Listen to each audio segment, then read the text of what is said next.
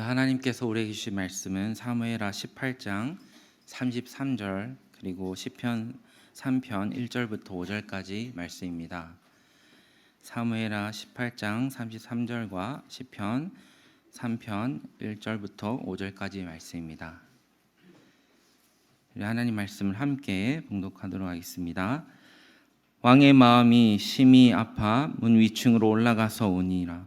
그가 올라갈 때에 말하기를 내 아들 압살롬아, 내 아들 압살롬아, 차라리 내가 너를 대신하여 죽었다면 압살롬 내 아들아 하였더라.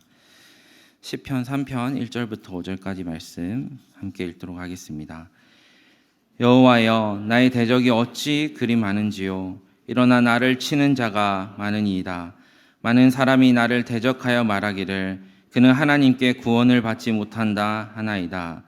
여호와여, 주는 나의 방패시요 나의 영광이시요 나의 머리를 드시는 자이시니이다. 내가 나의 목소리로 여호와께 부르짖으니 그의 성산에서 응답하시는도다. 내가 누워 자고 깨었으니 여호와께서 나를 붙드심이로다. 아멘. 성결과 회복이라는 제목으로 목사님께서 말씀 전해 주시겠습니다.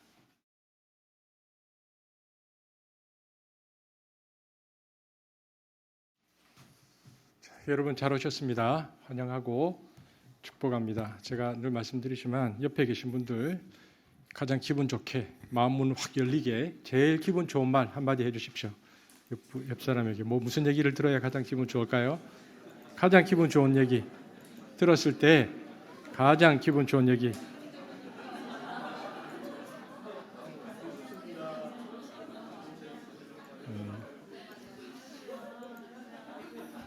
감사합니다. 어제 또 우리 박진 집사님 첫째 딸 우리 가연이 결혼식이 있었는데 많은 분들이 함께 하셔서 축하하시고 또 축복해 주셔서 좋은 결혼식이었습니다. 저도 보기가 참 좋았고요. 박진 집사님이 신랑 같았습니다. 제가 어제도 말씀드렸겠지만 아주 보기 좋았습니다. 오늘 저 본문이 창세기가 아닌 이유가 예배 후에 우리 이병철 선교사님 오늘 이제 함께 참석하셨는데 선교 보고가 있어서 제가 선교 보고를 한 15분 정도 부탁을 드렸는데 그 시간을 확보하려고 하니까 설교를 다시 써야 되겠는 거예요. 쓴다고 했는데 마음만 그렇지 또 아닐 수도 있습니다. 여러분 너무 기대하지는 마시고. 그리고 또 오늘 이 본문은 여러분 잘 아시는 대로 지금 우리가 하나님 나라 큐티하고 있는 본문입니다. 지난주 이번 주 계속 지나면서 우리가 보고 있는 큐티 본문으로 제가 설교하는 것이 좋겠다 생각이 들어서 이 본문 말씀을 따라왔습니다. 오늘 이 말씀을 통해서 또 힘과 위로와 격려와 또 살아갈 우리의 이유들을 우리가 보기를 원합니다. 제가 기도하겠습니다. 사랑의 주님 감사합니다. 오늘 우리 사랑하는 한숲 지체들이 함께 모여 하나님께 예배합니다. 예배를 받으시는 주님, 우리의 예배가 가인의 예배가 되지 말게 하시고 아벨의 예배가 되기를 소망합니다. 삶의 예배가 되기를 소망합니다.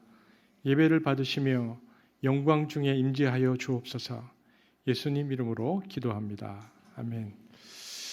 여러분 하나님 나라 큐티 제가 보니까 한 25명에서 30여 분 정도가 참석하고 계십니다. 그래서 현재 들어와 계신 분이 그래서 보고 계시는 분들은 이 본문이 좀 익숙하실 텐데 아니신 분들은 이 본문에 진입하려면 설명이 좀 필요합니다. 그런데 그래도 아마 잘 따라오실 것이라고 생각이 듭니다. 이제 압살롬이라는 사람에 대해서 성경이 계속 우리에게 말해주고 있는데요. 성경은 압살롬이라는 인물의 시작을 이렇게 기록합니다. 사무엘하 13장 20절 압살롬이 역사에 등장하는 장면입니다. 시작.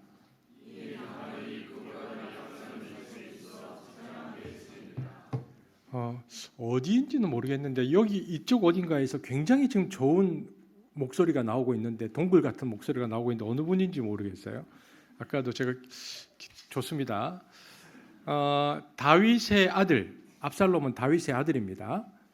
우리가 잘 아는 다윗 왕의 아들 압살롬에게는 다말이라고 하는 아주 아리따운 여동생이 있었습니다. 그런데 다윗에게는 이제 부인이 여러 명이 있었거든요. 그런데 압살롬의 배다른 형인 다윗의 첫째 아들 암논이라는 사람이 압살롬의 여동생 다말을 탐하다가 못된 친구들의 말을 듣고 다말을 강제로 강간하고는 자기 집에서 몰아내는 사건이 발생합니다. 그것이 사무엘하 13장 1절에서 19절 말씀입니다. 이번 주에 우리가 묵상을 했습니다. 이 다말이 강제로 몸을 빼앗기고 쫓겨난 이 다말이 갈 곳이 없었어요. 그러다가 결국 자신의 오라비 압살롬의 집으로 가게 됩니다. 그런데 이 사건을 기록하고 있는 사무엘하 13장 첫 시작의 표현이 아주 흥미롭습니다. 한번 앞부분에 보면 이렇게 되어 있습니다. 그 후에 이 일이 있으니라 이렇게 시작합니다. 여러분 여기서 말하는 그 후란 뭘까요? 그러면 그 앞에 사무엘하 13장 바로 앞에 무슨 얘기가 있었느냐? 다윗이 밧세바를 취하고 그녀의 남편 우리아를 전쟁터로 몰아내어서 죽음을 당하게 하는 이야기가 나옵니다. 그러니까 다윗이 밧세바를 취하고 우리아를 전쟁터로 몰아내어서 죽음을 당하게 한 이후에 이런 일이 있었다. 성경이 이렇게 말하는 것입니다. 여러분 다윗의 간음 그리고 살인 사건이 사무엘하 11장 12장이 기록되어 있고 곧이어 나오는 저와 여러분이 오늘 읽었던 본문 사무엘하 13장에서는 다윗의 아들 암논의 강간 사건이 나옵니다. 즉 11장부터 13장까지 부자 간에 벌인 강간 사건이 성경에 3장이나 기록되고 있다는 것입니다. 성경 기자는 이렇게 의도적으로 이 기록을 통해서 지금까지 이름만 존재하던 압살롬이라는 사람을 역사의 무대에 본격적으로 소환하고 있습니다. 즉 압살롬의 시작은 글을 읽으면 뭔가 음침하고 잘못된 듯한 상황에서 시작되고 있다는 것입니다. 그 예로 우리는 성경의 기록에서 다말을 원래 다말이 다윗의 딸이잖아요. 그런데 다윗의 딸이라고 표현되지 않고 13장 1절에 보면은 압살롬의 누이라고 기록됩니다. 다윗을 중심으로 얘기되지 않습니다. 암논이 다말을 취하는데 암논이 다말을 강간하면서 뭐라고 말하냐면 13장 22절에 압살롬의 누이 다말 이렇게 말하고 있습니다. 이러한 표현은 예사로운 것이 아닙니다. 그 당시는 다윗이 아주 원기왕성하게 황제로서 활동하고 있던 시기였습니다. 하지만 그럼에도 불구하고 성경 기자는 다말을 다윗을 중심으로 등장시키지 않고 압살롬을 중심으로 표현한 것입니다.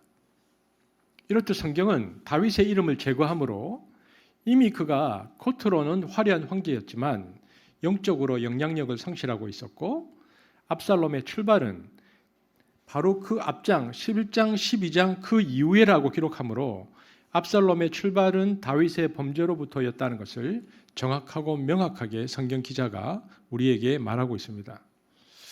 여러분 성경에는 우리가 잘 아는 대로 사무엘상하를 읽어보면 다윗이 왕이 되기까지의 과정이 아주 자세하게 기록됩니다.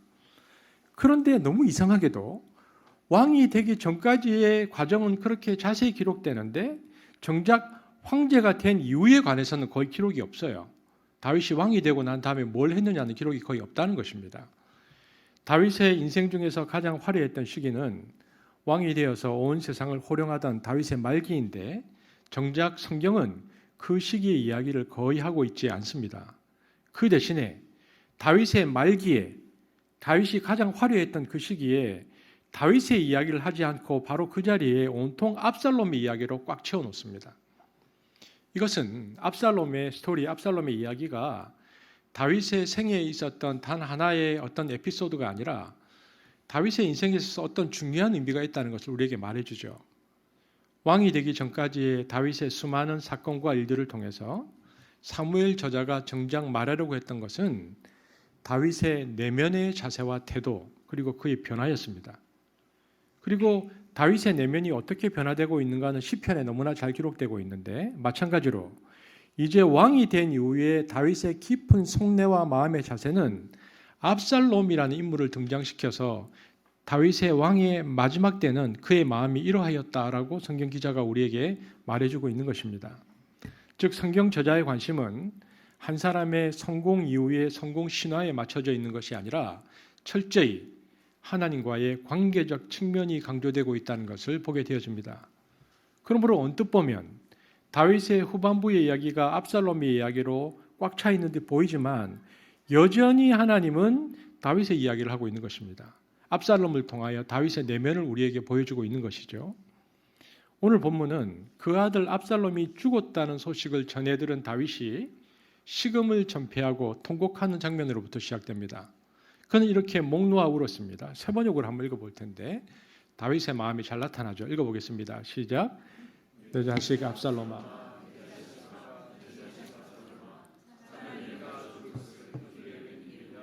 내 자식 압살롬아, 내 자식아.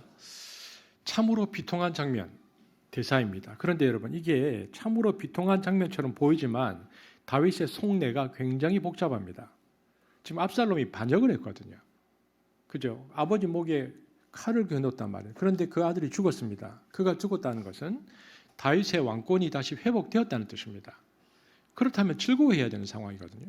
그런데 다윗이 지금 통곡하고 있습니다. 여러분, 성경을 읽어보면 다윗에게는 배다른 아들들이 굉장히 많았습니다. 성서에서 실명으로 등장하는 대표적인 왕자들을 많이 있는데, 그러나 아주 그 영향력이 있었던 왕자들을 나이 순으로 거론해 보면 물론 중간에 다른 왕자들도 많았습니다. 그런데 가장 영향력 있는 왕자 첫 번째 암논, 오늘 나오는 첫 번째. 두 번째 아들, 두 번째 영향력 압살롬입니다. 그리고 세 번째 영향력이 있었던 아들 아도니아입니다. 네 번째 영향력이 있었던 아들이 솔로몬입니다. 그러니까 이들 중간에 왕자들이 많이 있었지만 암논, 압살롬, 그다음에 아도니아, 솔로몬 이 순으로 대표적으로 왕자들이 활동했는데 네 명 다 모두 출중한 왕자들이었습니다. 이 중에서 그러면 누가 다윗의 왕위를 이어야 되는 왕자일까요?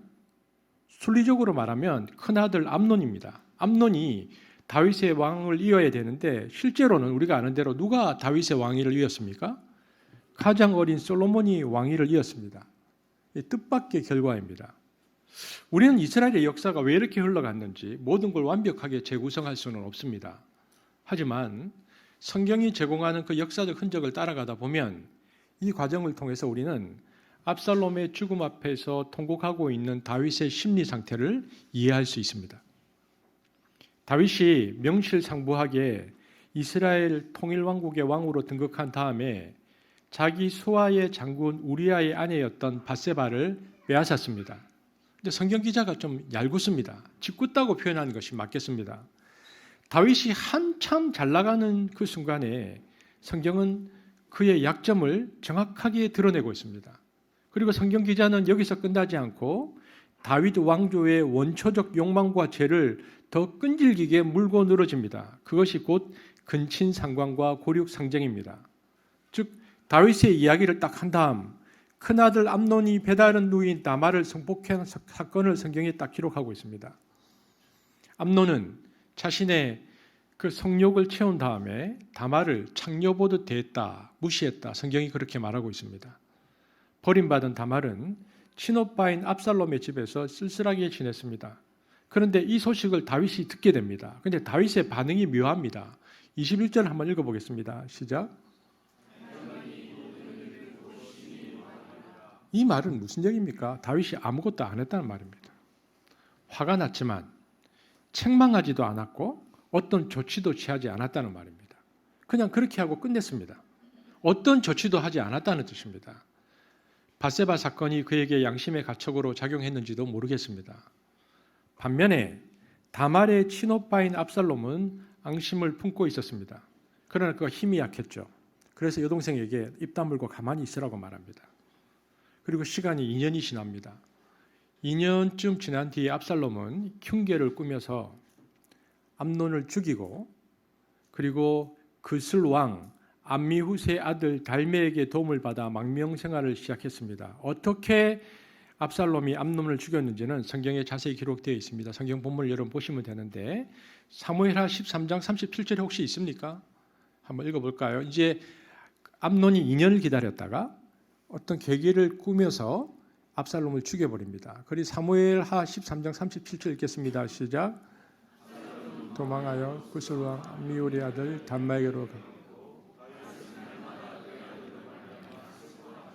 여러분 이 장면을 보면 가인의 아벨 사례를 연상시키는 사건입니다. 이 사건이 압살롬으로서 오빠로서의 분노인지 아니면 왕권 투쟁의 결과인지 그 속 사정은 잘 모르겠습니다. 어쨌든지 이스라엘의 위대한 성군인 다윗 가문에서 일어난 수치스러운 이 일을 성경 기자는 사무엘하 13장에서 가감없이 사실대로 우리에게 전해주고 있습니다. 이런 상태로 갔는데요. 3년의 세월이 흐릅니다. 도망간 상태에서 3년의 세월이 흐르자 암논의 죽음으로 인해서 다윗이 받았던 마음의 상처가 어느 정도 아물게 되었고 압살롬을 향한 노기도 어느 정도 풀렸습니다. 사무엘하 13장 38절 시작. 압살롬이 도망하여 구슬로 가서 거기에 산지 3년이라. 옆에서 군대 장관 요압이 다윗을 가만히 보니까 다윗의 화가 좀 꽈라앉았거든요. 3년이 지났습니다. 눈치를 챈 요압 장군이 다윗을 설득해서 망명 생활을 하고 있던 압살롬의 귀국을 허락받습니다. 예루살렘으로 돌아오기만을 기다렸던 압살롬이 드디어 예루살렘으로 3년 만에 돌아오는데 문제는 돌아오고 난 다음에 왕이 안 만나주는 겁니다. 무려 2년 동안. 그러니까 만 2년 후에 2년 동안이나 만나주지 않았습니다. 그러나 또 여차저차 여러분 성경을 보시면 됩니다. 이제 압살롬이 자기 아버지가 자기를 만나주지 않으니까 2년을 기다렸다가 요압 장군에게 말해서 결국 2년이 지나서 정상적으로 만나게 되어주고 왕자의 신분을 회복하게 되었습니다. 5년 만에 만났지만 그때 압살롬이 눈치채죠. 아버지가 나에게 마음이 싸늘하게 식었구나. 이때부터 압살롬은 사무엘하 15장에 보면 계획적으로 백성들의 어려움을 해결해 주면서 민심을 얻기 시작합니다. 그렇게 4년 동안 애쓴 결과 압살롬은 그의 수하의 수많은 장군과 책사와 제사장 관료들을 그리고 백성들의 신임을 얻게 됩니다.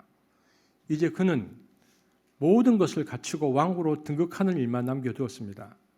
다윗을 추종하는 세력이 아직 예루살렘을 장악하고 있었기 때문에 압살롬은 일단 헤브론으로 나가서 대세를 얻을 계획을 짰고요.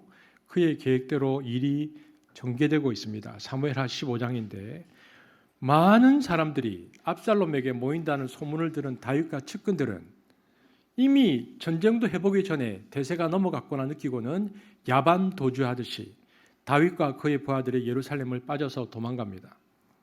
아버지와 아들은 이렇게 원수로 맞서게 된다는 것입니다. 그 이후의 과정을 자세히 알고 싶으신 분은 사무엘하 15장부터 18장까지를 집에 가서 꼭 읽어보시길 바랍니다. 압살롬과 다윗의 싸움은 누가 보더라도 오랫동안 반역을 준비한 압살롬에게 일방적으로 유리했습니다. 그는 성취욕이 대단한 사람 같습니다. 보십시오.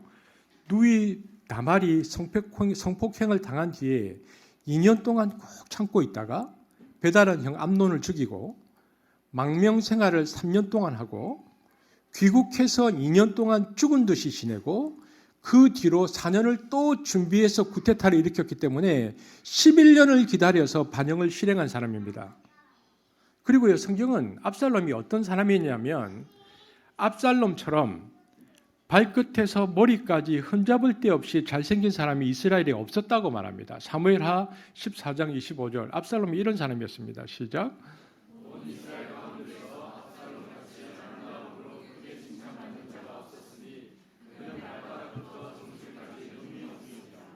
그 외모를 나타나는 것은 단순히 외모뿐만 아니라 그의 영향력 그리고 그의 치밀한 성격 게다가 백성들의 어려운 문제를 왕일레스라에서 계속 해결해 주고 있었으니까 사람들이 압살롬을 따르지 않을 까닭이 없었습니다. 압살롬의 기세에 눌려 다윗 일행은 예루살렘 성을 포기하고 달아난 것이죠. 여러분 그런데 이렇게 되면 다윗 왕이 폐위되어지고 압살롬이 왕으로 가야 되는데 역사가 이렇게 당연하게만 흘러가는 것이 아닙니다. 이 이후에 하나님의 간섭하심에 두 가지 사건이 작용합니다. 한 가지는 내부 사건이고 한 가지는 외부 사건입니다. 다윗이 거의 잠옷바람으로 도망가던 그 순간을 놓치지 않고 여러분 압살롬에게는 두 명의 책사가 있었습니다. 한 사람은 아히도벨이라는 책사고 한 사람은 후세라는 책사인데요. 아히도벨이 말합니다. 지금 다윗이 도망가니까 아히도벨은 다윗과 함께 있었던 책사였기 때문에 다윗을 너무 잘 압니다. 지금 곧바로 가서 저 다윗의 잔당을 없애면 우리는 이긴다라고 말합니다. 그런데 후세라는 또 다른 책사는 다윗 편이었습니다. 압살롬과 있었지만 그가 말하기를 지금 그렇게 하면 다윗을 그렇게 공격해 들어가면 다윗이 어떤 것으로 우리를 반격할지 모르니까 천천히 다음에 압박에 들어가는 것이 좋겠다라고 말하는데 놀랍게도 압살롬이 아히도벨의 말을 듣지 않고 후세의 말을 듣습니다. 결국 후세의 말을 듣는 바람에 다윗이 전력을 추스릴 수 있는 여유를 갖게 됩니다. 외부 사건은 예루살렘 성 안에서 벌어지고 있는 일들을 다윗에게 알려주기 위해서 숨어 기다리던 다윗의 밀정 두 사람이 발각되는데 그들을 우물 속에 감추어준 어떤 여인의 도움으로 그들이 위기를 모면하고 무사히 다윗에게 가서 압살롬의 계략을 전달하게 됩니다. 여러분 성경에 보면요, 당장 다윗을 치자는 의견을 냈다가 묵살당한 아히도벨이 결국 나중에 다윗 일행이 강을 건넜다는 소식을 듣자마자 자살해 버립니다. 사무엘하 17장 23절입니다. 책사의 자살입니다. 보겠습니다. 시작.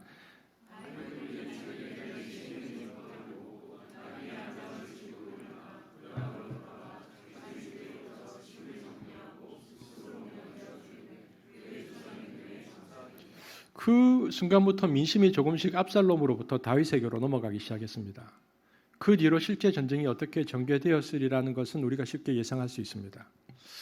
그런데 성경 기자는요, 전쟁 전반에 대해서는 별로 말이 없습니다. 대신에 전쟁이 이겼다 졌다 그게 아니고 대신 그 이야기 안에 압살롬의 죽음의 이야기를 기록해 놓고 있습니다. 사무엘 18장은 저와 여러분이 읽었던 사무엘 18장은 바로 그 죽음에 대한 보도인데 압살롬은 처참하게 죽습니다. 그를 죽인 사람은 요압입니다. 요압은 어떤 사람이었죠? 조금 전에 우리가 들었죠. 압살롬이 망명생활할 때 다윗을 설득해서 그를 데려온 인물입니다. 그렇다면 압살롬에게 호감을 가질 말도 한데 그는 그 압살롬을 직접 죽여버립니다. 그런데 여기에 다윗과 연관된 어떤 사건이 있습니다. 본격적인 전쟁을 앞두고 다윗이 전쟁에서 승리는 하되 압살롬을 죽이지 말라고 명령합니다. 정확하게는 명령이라기보다는 부탁했습니다. 사무엘하 18장 5절인데요. 이 본문 한번 공동 번역으로 한번 같이 읽어보겠습니다. 시작. 요압과 아비새와 이때에게 압살롬은 아직 철이 없으니 자기를 보아서라도 너무 심하게 다루지는 말라고 당부하였다. 왕이 전 지휘관에게 압살롬을 두고 부탁하는 말을 전군이 들었다. 압살롬이 전쟁하다가 전세가 불리해졌거든요. 그러니까 노새를 타고 도망가다가 그 자랑스러운 머리카락 상수리 나무까지 머리가 딱 걸렸습니다. 노새가 빠져나가서 대롱대롱 매달린 거예요. 그러니까 압살롬이 나뭇가지에 매달린 신세가 되었는데 이를 발견한 군인들이 요압에게 보고하자 요압이 죽여라 그렇게 말합니다. 그러나 왕의 부탁을 기억하는 군인들이 나중에 왕에게 어떤 얘기를 들을까 봐 겁이 나서 아무도 죽이지를 못합니다. 그러자 요압이 사무엘하 18장에 보면 직접 와서 창 3개를 던져서 상수리 나무에 매달린 채 살아있는 압살롬의 심장을 찔렀다고 말합니다. 다윗은 그리고 지금 자기 아들 압살롬이 그렇게 끔찍하게 죽었다는 소식을 듣고 통곡하고 있는 중입니다. 그런데 요압의 논리가 그렇습니다. 승전의 잔치를 벌여도 시원찮지 않은 판국에 왕이 통곡하고 있으니까 군인들의 사기가 떨어질 수밖에 없는 거 아니냐. 요압은 울고 있는 다윗왕에 가서 그렇게 따지듯 묻습니다. 한번 읽어볼까요? 사무엘하 19장 6절에서 8절입니다. 시작.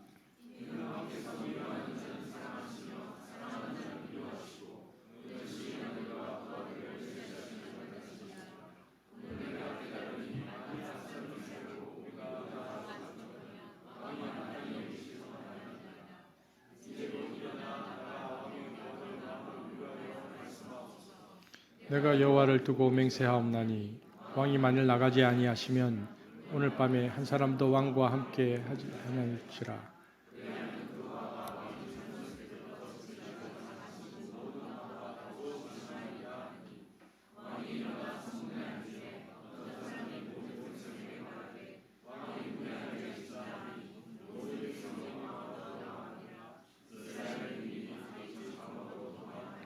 여러분, 임금을 위해서 우리가 생명을 걸고 싸웠는데 우리한테 이럴 수 있어요? 지금 임금이 지금 울고 있으면 우리가 졌어야 됐다는 얘기입니까? 나가서 백성들을 위로하고 군인들을 격려하십시오. 요압이 그렇게 말합니다. 요압의 말을 들은 다윗이 마지못해 신하들이 내려다볼 수 있는 성문으로 나갔다. 이것이 압살롬의 반역에 얽힌 이야기의 끝입니다. 여러분, 요압이 다윗에게 한 말은 이중적입니다. 굉장히 묘한데요. 그는 한 나라의 국방부 장관, 총사령관답게 군인들의 사기 진작을 위해서 왕에게 그 이야기를 했을 것입니다. 그와 동시에 그는 지금 왕을 위협하고 있습니다. 지금 당신이 정신 차리지 않으면 군사들을 끌고 먼저 예루살렘으로 올라가서 나라를 세우겠다는 뜻이었습니다. 분위기가 약간 이상합니다. 전쟁에서 큰 공을 세운 사람이니까 압살롬을 죽이지 말라는 자신의 부탁을 어겼다고 해서 요압을 당장 처벌할 수는 없다 할지라도 최소한의 책임 추궁은 있었어야 합니다. 그런데 다윗은 반대로 요압의 이 위협에 굴복하고 맙니다. 이로 미루어 보건대 이미 다윗은 왕권을 행사할 만한 위치가 아니었던 것 같습니다. 이런 조짐은 이미 압살롬의 반역에서 드러났습니다. 아무리 압살롬이 민심을 얻었다고 하더라도 천하의 다윗에게 반역을 한다는 것은 다윗의 왕권에 근본적인 문제가 있었다는 사실을 전제하지 않으면 말이 안 됩니다. 이때부터 이제 이스라엘의 실권이 요압에게 넘어갔다고 보는 것이 옳습니다. 결국 요압이 어떻게든 요압이 나중에 세 번째 왕위 순위 아도니아와 솔로몬의 왕권 투정에서 아도니아의 편에 섰다가 죽습니다. 여러분 그렇다면 요압의 이 이해할 수 없는 당당함과 다윗의 이 무력함을 어떻게 우리가 설명할 수 있습니까? 여러분 다윗이 오늘 본문 앞에 보면 우리아의 아내 밧세바를 취하잖아요. 그런데 그때 우리아를 죽일 때 범죄 파트너로 함께 삼았던 사람이 요압입니다. 요압 장군에게 다윗이 전가를 주면서 우리아를 전쟁터 맨 앞으로 보내어 죽게 하라는 서신을 보내고 우리아를 통해 전달하게 하여서 그를 죽여버립니다. 그리고 그때부터 그들은 범죄의 파트너인과 동시에 다윗은 요압으로부터 왕권의 권위를 상실합니다. 요압이 무슨 말을 해도 다윗이 아무 말을 하지 못합니다. 그 두 사람 사이에 밀정이 있었기 때문입니다. 우리아의 아내 밧세바의 남편 우리아를 죽였기 때문이죠. 사무엘하 18장 33절 그런 상황에서 읽었던 저와 여러분의 본문입니다. 시작.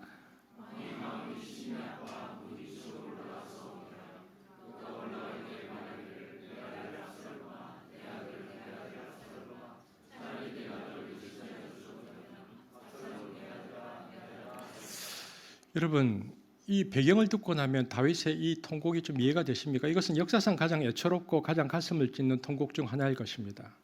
이는 아들이 에브라임 숲에서 살해되었다는 소식을 들은 다윗이 창자를 쥐어짜면서 외친 통곡입니다.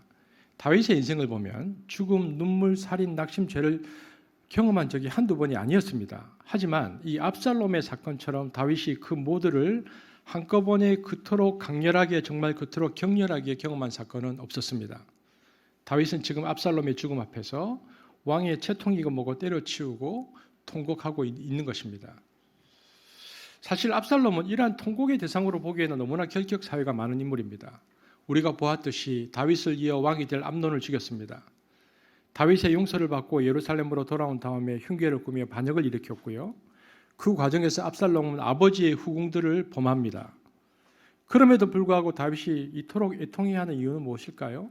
그것은 오늘날 이 모든 비극의 이유가 자기 죄의 결과임을 다윗이 인식했기 때문입니다. 따라서 그의 괴로움은 가중되고 있는 것이죠. 사람은 아무리 어려워도 이것이 정의를 위한 것, 옳음을 위한 것이다라고 생각하면 그 아픔조차도 참아가며 의미를 부여할 수 있습니다. 이 아픔은, 이 힘듦은 의를 위한 것이다라는 것이 그 사람에게 초인적인 힘을 실어주기 때문입니다. 신앙적인 핍박이나 오해에도 우리가 당당할 수 있는 것은 이러한 의미 부여의 가치를 알기 때문이죠. 그러나 지금 다윗의 고통은 하나님 앞에서 당당하게 당하는 고통이 아닙니다. 오늘 다윗의 이 아픔은 바로 자신의 죄 때문이었습니다. 자신이 우리아의 아내를 취한 후 하나님 앞에서 받게 되어지는 형벌의 결과로 오늘 압살롬의 반역과 배신의 아픔을 견뎌내야 하는 것을 그가 너무나 잘 알고 있었기 때문에 그 누구를 원망할 수도 없는 잔인하리만큼 아픈 고통 속에 다윗이 있는 것입니다. 여러분 성경 저자의 표현은 놀랍습니다. 그렇게 긴 압살롬의 반역과 그 끝을 묘사하면서 성경은 정작 압살롬의 최후에 대해서는 그다지 흥미를 보이지 않습니다. 오히려 성경의 관심은 전쟁터에서 산산조각이 나버린 압살롬의 야심에 맞춰져 있지 않고 그의 아버지 다윗의 슬픔에 맞춰져 있다는 것입니다. 압살롬의 비참한 죽음은 바로 그렇게 다윗의 내면을 묘사하는 데 쓰여지고 있습니다. 이쯤 되면 놀라울 만큼 집요한 성경 저자의 한 관점을 보게 되었습니다.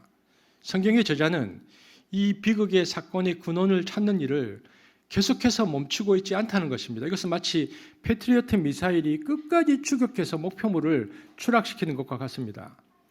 성경은 이렇게 말하는 것입니다. 11장, 12장, 13장에서 압살롬의 반란은 부친 다윗에 대한 불만이었고 그 원인은 다윗이 처음부터 암논과 다말의 일을 분명하게 처리하지 않았기 때문이었고 그리고 다윗이 그렇게 자식들의 일에 소홀했던 이유는 어떤 일이 발생해도 그 이전 다윗과 밧세바의 부적절한 만남의 시작이 이 일의 출발점임을 다윗이 알았기 때문에 무력했던 것이다.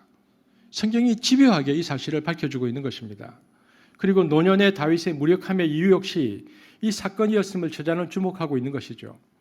다윗의 통곡을 통해 시선 1년의 역사를 보도하는 성경 기자는 그렇다면 결국 무엇을 말하고 싶어 했던 것일까요?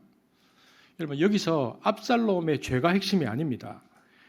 다윗의 부성애가 핵심이 아닙니다. 성경 기자의 관심은 분명합니다. 하나님의 나라, 신정국가는 죄의 문제에 있어서 뿌리부터 자유로워야 한다는 것입니다. 성결입니다.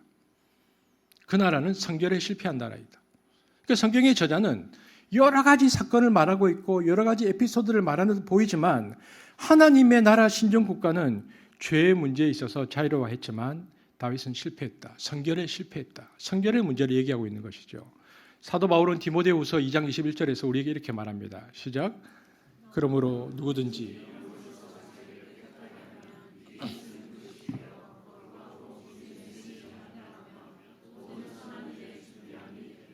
여러분 이 본문도 우리가 지난달 큐티 본문도를 읽었는데 하나님께서 쓰시는 그릇은 근그릇이 되어야 되는 것도 은그릇이 되어야 하는 것도 아닙니다. 하나님께서 귀하게 쓰는 사람은 겉으로 보이는 모습과는 관계없이 자기를 깨끗이 준비하는 사람입니다. 우리 내면이 진리 안에서 깨끗한지 아닌지가 하나님의 기준입니다. 겉으로 아무리 화려하고 능숙하다 할지라도 하나님은 우리 내면, 우리의 중심을 훤히 아십니다. 아무리 비싼 그릇이라 할지라도 더러운 이물질이 묻어 있으면 그 상태 그대로는 쓸 수가 없습니다. 오히려 그 그릇에 담고자 하는 내용물을 오염시키고 정작 중요한 내용물을 변질시키고 파괴시킬 뿐입니다. 아무리 재질이 좋은 그릇이라도 깨끗하지 않으면 쓸모없는 것처럼 아무리 재능이 뛰어난다 할지라도 깨끗하지 않으면 하나님의 나라에서는 쓰임받을 수가 없습니다. 오히려 재능이 뛰어나면 뛰어날수록 씻겨지지 않음으로 인해서 더욱더 큰 상처와 후유증을 공동체 속에, 관계 속에 남길 뿐입니다. 그러므로 하나님이 쓰시는 귀한 그릇이 되기 위한 성결 조건은 말씀으로, 진리로 스스로를 성결케 하는 것입니다. 그러므로 하나님께 쓰임을 받고 싶다면 우리는 우리의 사회적 가치를 높여서 내가 뭔가를 하겠다라기보다 하나님이 원하시는 거룩한 성도로 준비되어야 하는 것입니다. 여러분 그렇다면 사무엘하 13장 이후에 다윗은 어떻게 되었을까요? 여러분 시편에는요. 시편을 읽어보면 그 시가 시작되기 전에 그것의 제목이나 한 줄 설명과 같은 표제어가 붙어 있는 것들이 있습니다. 그래서 표제어를 읽어보면 그 시를 노래한 시인의 상황과 마음을 깊게 알 수 있는데 시편 3편에 보면요. 성경에 위에 뭐라고 되어 있냐면 다윗이 그의 아들 압살롬을 피할 때에 지은 시라고 되어 있습니다. 시편 3편이. 그러니까 압살롬이 반역을 일으킬 때 도망가면서 다윗이 쓴 시다라고 되어 있으니까 그 당시 다윗의 내면에 어떤 변화가 있었는지를 볼 수 있습니다. 당시 다윗의 삶이 깊은 고난과 두려움, 분노의 상태에 빠져 있다는 것을 시편 3편을 보면 읽을 수 있는데 사랑하는 아들 압살롬의 반역도 고통스러운데 이스라엘의 민심도 다윗에게서 떠나갑니다. 한번 볼까요? 세 번역으로 시편 3편 1절 2절 읽어보겠습니다. 시작.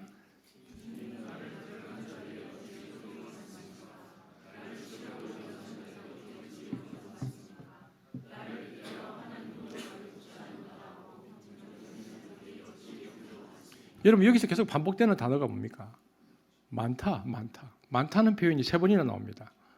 하루아침에 많은 친구들이 등을 돌립니다. 더군다나 전장을 함께 다니며 동고동락한 당대 최고의 지략가 아히도벨이 압살롬 편에 서서 적의 모사가 됩니다. 여러분 다윗에게 있어서 아히도벨은요 삼국지에 나오는 유비에게 있어서 제갈공명 같은 존재였습니다.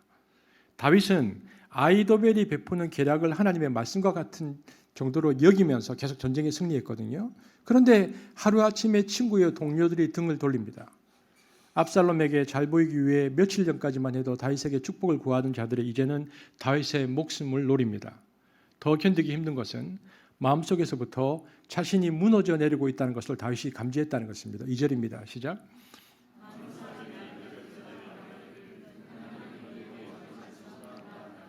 다윗이 생각하기를 나의 공격은 내가 저지른 죄 때문이다. 하나님은 사람들이 말해 하나님이 너를 버리셨으니까 너는 회복할 수 없다라는 얘기를 다윗이 들으면서 정말 견디기 힘들었습니다. 고통은 내부에 더 큰 것이 있었습니다. 욥이 정말 고통스러웠던 것은 물질과 자녀를 모두 잃었을 때보다도 친구들과 시작된 논쟁에서 하나님에 대한 확신이 흔들릴 때부터였습니다. 그걸 좀 주시면 좋겠는데 태용 목사님 뒤에 제 배터리 그 충전기를 좀 주십시오. 뒤에 김태용 목사님 다리가 아프셔가지고. 근데 이런 말을 듣다 보면 더 깊은 절망에 빠지고 정신적인 고통에 빠져서 결국 모든 것을 포기하기가 쉽습니다. 자신이 떳떳하면 비록 위기가 와도 자존감을 지키며 재기할 수 있습니다. 하지만 다윗에게는 우리아의 아내 밧세바를 범한 죄가 있습니다. 죄가 없으면 떳떳할 텐데 그렇지 못합니다. 외부에서 들어오는 조롱과 비웃음, 배신보다 더 고통스러운 것은 그것을 인정할 수밖에 없는 자신의 상태입니다. 하나님께 버림받은 것 같은 절망감이 그를 엄습합니다. 깊은 좌절감을 맛보게 된 것입니다. 많은 사람들이 이런 고난의 때에 낙심하고 좌절하고 자책합니다. 때로 극단적인 방법을 취하기도 합니다. 성도라고 그 시기를 피해가지 않습니다. 성도이기에 오히려 더 큰 어려움을 만날 수 있고 더 큰 자책을 만날 수 있습니다. 여러분, 그렇다면 바로 그때에 그리스도인이 불신자와 다른 점이 무엇일까요? 그것은 아무리 큰 고난의 때에도 아무리 우리의 죄책이 우리를 짓누른다 할지라도 우리에게는 부르짖고 의지할 대상이 있다는 것입니다. 오늘 읽은 시편 3편에는요. 다 읽지는 않았지만 2절과 4절과 8절에 셀라라는 말이 있습니다. 성경에 보면 셀라가 있어요. 가로로. 음악적 지시어의 일종으로 올려라, 쉬어라는 뜻으로 여겨지지만 안타깝게도 정확한 의미가 무엇인지는 잘 모릅니다. 아마도 예배 시에 시편 찬송을 하다가 셀라가 나오면 사람들이 찬송을 멈추고 악기 소리를 굉장히 높였던 것 같습니다. 일반적으로 매우 중요한 내용이 있는 전후에 잠시 멈추는 위치를 가리킨다고 볼 수 있습니다. 그러면 셀라의 앞 또는 뒤가 매우 중요하다는 의미입니다.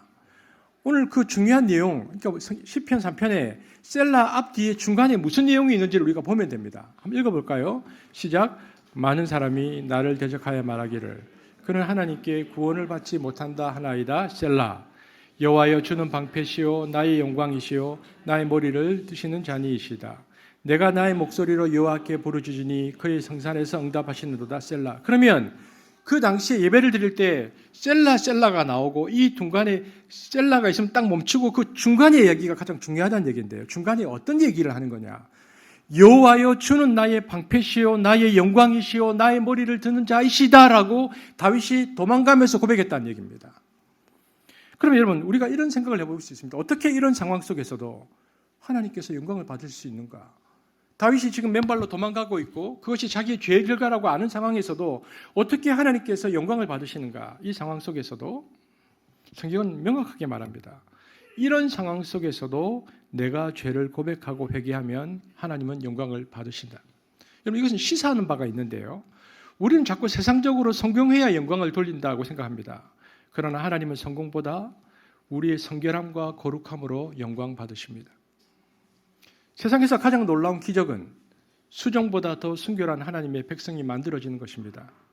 그런데 그 순결함은 용광로에서 불순물이 걸러내지듯 고난과 아픔을 통해서 만들어진다는 것입니다.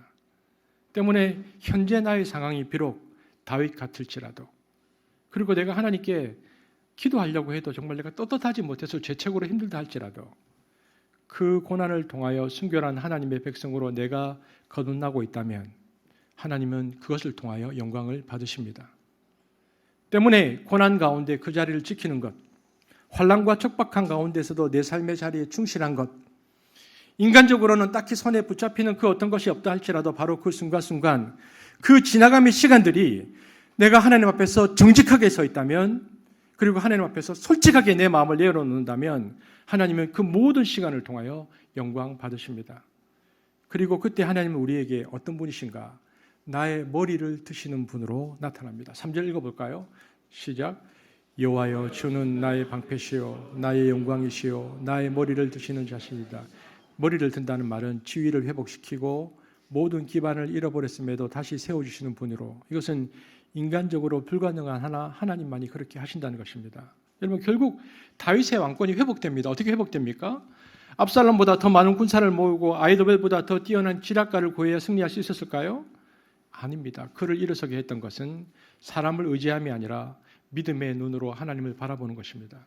3절 말씀을 다시 볼까요? 여호와여, 그는 하나님을 바라봅니다. 하나님을 찾습니다. 하나님을 의지합니다. 그리고 하나님과의 관계를, 그동안 느슨해지고 있었던 하나님과 관계를 다시 확인합니다. 뭐라고 말합니까? 읽겠습니다. 시작. 여호와여, 주는 나의 방패시요 나의 영광이시요 나의 머리를 드시는 자니이다. 여호와 하나님을 자신의 주, 자신을 지켜줄 방패, 자신의 발을 은혜의 영광, 그리고 끝내는 자신을 어려운 상황에서 구원하실 분으로 고백합니다. 다윗이 하나님을 의지할 때 하나님께서 붙들어 주셨고, 하나님이 붙들어 주실 때 그에게 주어진 것은 평안과 승리였습니다. 어떻게 이것을 알 수 있습니까? 5절에 이런 말씀이 있습니다. 시작. 내가 누워 자고 깨었으니. 여러분, 시편 3편은요 아침의 시편이라는 별칭을 갖고 있습니다. 극심한 어려움과 낙심 가운데 있는 사람이 하나님의 은혜 가운데 평안한 잠을 자고 나서 아침에 깨어 부르는 아침의 노래라는 것입니다. 저는 이 부분을 읽으면서 정말 가끔씩 얘기하지만 김태형 목사님 너무 부러워합니다. 늘 시편 3편을 부르고 계십니다. 부럽습니다. 태형 목사님은 아무리 힘들고 어려운 일이 있어도 그것 때문에 잠을 못 이루는 일은 없다고 하셨습니다. 자고 일어나면 다시 새날이고. 오늘 잠을 많이 못 이루시는 분 계시죠? 오늘 내가 누워 자고 깨었으니 이 은혜의 축복이 있기를 바랍니다. 극심한 어려움에 처하면 잠을 잘 수 없죠. 얼굴을 가리고 맨발로 울며 도망가는 상황인데 잠이 오겠습니까? 밤에 뒤척이다가 새벽녘에 겨우 잠이 들었다 해도 아침이 밝아오는 곳이 두려웠을 건데, 시편 5편에 보면 3절에 그 고백을 한 다음 5절에 다윗은 잠이 듭니다. 내가 누워 자고 깨었으니 여호와께서 나를 붙들어 주셨다. 여호와께서 붙들어 주셨기 때문에 새 아침을 맞이할 수 있었다라고 고백합니다. 그래서 다윗의 통곡과 슬픔을 통해서 전하고자 하는 사무엘 하의 또 하나의 메시지를 발견합니다. 역사 이래로 가장 완벽한 왕이라는 상징성을 가진 다윗조차도 신정 왕국의 만족으로는 턱없이 부족해서 그 역시 우리와 별반 다를 바 없이 죄의 문제 앞에서 무력한 존재였다는 것을 성경이 여실히 보여주면서 제가 다윗을 좋아하는 이유입니다. 그렇다면 다윗은 별 볼 일 없는 사람이었을까? 지금 예수 믿는 우리 인생도 믿지 않는 사람들과 별 볼 일 없이 다를 바가 없는 인생인가? 아닙니다. 다윗은 비록 다른 왕들과 마찬가지로 문제가 많았지만, 그러나 성경 끊임없이 다윗은 야훼 하나님을 향한 믿음을 잃지 않았다고 말합니다. 이런 게 겉으로는 큰 차이가 없어 보이지만 큰 차이입니다. 모두 다 똑같이 시련을 당하고 모두 다 통곡합니다. 그러나 야훼 하나님을 향해서 마음을 열어두고 있는 사람은 기우뚱거리면서도 자신이 궁극적으로 삶의 무게를 두어야 할 대상을 놓치지 않습니다. 지금 우리도 다른 사람들에 비해서 특별한 점들이 별로 보이지 않겠지만 예수 그리스도를 향한 마음을 거둬들이지 않는다면 비틀거리다가도 참된 생명이신 하나님의 손길을 느끼게 될 것입니다. 이런 점에서 다윗의 통곡은 자신을 향한 연민이면서도 동시에 하나님을 향한 효소입니다. 뭐라고 말합니까? 내 아들 압살롬아, 내 아들 압살롬아, 내가 너를 대신하여 죽었더라면 압살롬 내 아들아라고 통곡하는 이 장면을 통해서 성경 저자와 성령께서는 우리에게 말씀하시려고 하는 것은, 음성은 아버지의 마음입니다. 오늘 이 불의한 아들에 대한 다윗의 이 한결같은 마음은 우리를 향한 하나님 아버지의 마음을 잘 표현하고 있습니다. 다윗은 압살롬의 죽음을 통해 자신의 배신이 하나님에게 어떤 것이었는가를 뼈저리게 느끼고 있었습니다. 하나님 그러셨군요. 이 마음이셨군요. 그리고 이토록 마음 아프셨군요. 다윗이 드디어 하나님의 그 마음을 느끼며 통곡하고 있는 것입니다. 따라서 다윗의 이 슬픔은 한편으로는 어쩔 수 없는 인간의 나약함이고, 다른 한편으로는 하나님의 마음을 이해한 한 인간의 영혼의 진정한 호소인 것을 보게 되어집니다. 그리고 하나님은 죄의 문제와 죄의 문제의 심각성에 대해 이토록 깊이 경험한 자를 붙들어서 마침내 하나님의 나라를 위하여 하나님의 방식으로 그를 사용하십니다. 오늘 우리는 예배하고 예배 후에 기도할 것입니다. 그런데 오늘 기도하려고 하는데 만약 사단이 오늘 기도하려고 하는 여러분의 죄책감을 자극한다면, 야, 너 일주일 동안 그렇게 살아놓고 이렇게 오늘 기도한다고? 야, 너 옛날부터 너 그런 거 있잖아. 아내에게도 말 못하고 남편에게도 말 못하는 그런 거 있잖아. 우리를 자극한다면, 그럼에도 불구하고 우리가 부르짖을 수 있는 가장 중요한 이유를 기억하십시오. 그분은 바로 예수 그리스도십니다. 우리가 말할 수 없는 바로 그때에, 그래서 신음소리밖에 내지 못하는 그때조차도 그 신음소리가 하나님 보좌 앞에 상달됨을 기억하십시오. 그것이 바로 다윗의 흐느낌입니다. 그리고 어떠한 공고한 가운데서도 기도하는 것을 멈추지 마십시오. 그리고 성령님을 의지하십시오. 우리가 기도하기 시작하면 보혜사 성령께서 우리를 강하고 담대하게 도우실 것입니다. 성령의 능력은 우리들을 그리스도인다운 불굴의 용기를 가지고 살도록 도와주고, 엄청난 고난 속에서도 죄책감 속에서도 기쁨을 잃지 않도록 힘을 주는 능력입니다. 저는 성결을 함을 회복함으로 하나님께 귀하게 쓰임받는 한석 공동체가 되어지기를 소망하고 있습니다. 그렇게 쓰임받는 우리가 되어지기를 주의 이름으로 축복합니다. 기도하겠습니다. 하나님, 오늘 본문은 다윗과 압살롬의 이야기를 하고 있는 듯 보이지만 정작 우리에게 말하고 있는 것은 성결입니다. 하나님 나라, 하나님 나라의 사람, 그리고 하나님 나라 공동체는 성결해야 한다고 말하고 있습니다. 비록 우리가 연약하고 부족하다 할지라도 하나님 앞에 다윗처럼 도망가는 그 순간에도 여호와 하나님을 부르며 고백하면 그분은 우리의 생명이시며 방패시며 요새가 되셔서 우리를 다시 회복시키시고 영광을 받으시고 머리를 들게 할 것입니다. 성공함으로 더 많이 벌어서 더 많이 높은 위치에 가서 영광을 돌리려는 것이 아니라 하나님 앞에 성결함과 깨끗함과 거룩함으로 영광을 돌리는 우리의 삶이 될 수 있도록 인도하여 주시고, 우리의 마음이 이제 하나님 앞에서 정직하고 그리고 깨끗하기로 확정하는 시간 되도록 우리를 이끌어 주옵소서. 감사를 드리며 예수님 이름으로 기도합니다. 아멘.